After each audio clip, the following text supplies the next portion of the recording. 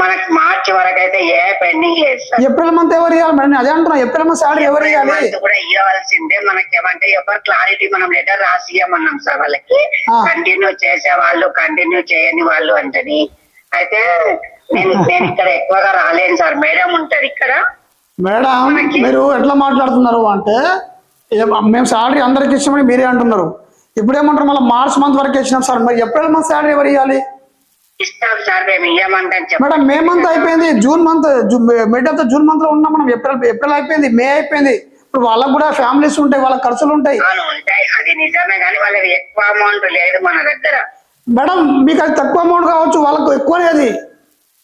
అవును సార్, ఇచ్చేస్తాం మనం. ఎప్పుడు ఇస్తారు?